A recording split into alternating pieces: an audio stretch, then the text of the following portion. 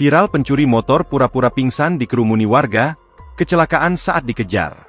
Seorang pria yang diduga pelaku pencurian sepeda motor mengalami kecelakaan tunggal di Simpang Nibung, Kecamatan Nibung, Kabupaten Muratara pada Senin, 16 Juni 2025, siang sekira pukul 14 WIB.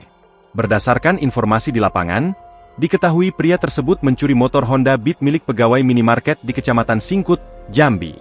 Namun, setelah berhasil membobol motor korban, aksi pelaku diketahui warga dan pelaku sempat dikejar warga, hingga kemudian melarikan diri ke arah Simpang Nibung, Muratara.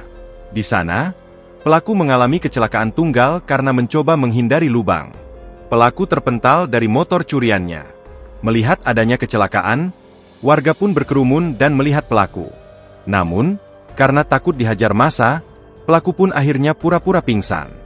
Aksi pelaku yang pura-pura pingsan itu pun sempat menjadi tontonan warga dan videonya viral di media sosial, medsos, khusus Facebook. Hingga akhirnya pelaku pun berhasil diamankan oleh petugas kepolisian. Kanit Reskrim Polsek Rawas Ulu, Ibda Beni saat dikonfirmasi pada Senin, 16 Juni 2025, malam, membenarkan adanya pelaku pencurian sepeda yang mengalami kecelakaan tunggal di wilayah Kecamatan Nibung.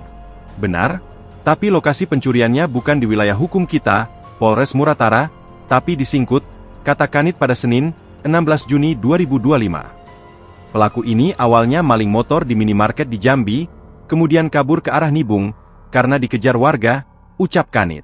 Setelah mengalami kecelakaan tunggal, pelaku yang menyadari sudah dikerumuni warga, kemudian pelaku berpura-pura pingsan, hingga akhirnya diamankan pihak kepolisian. Saat ini, pelaku sudah diamankan oleh pihak Polsek Singkut untuk dilakukan pemeriksaan lebih lanjut. Download Tribun X sekarang, menghadirkan lokal menjadi Indonesia.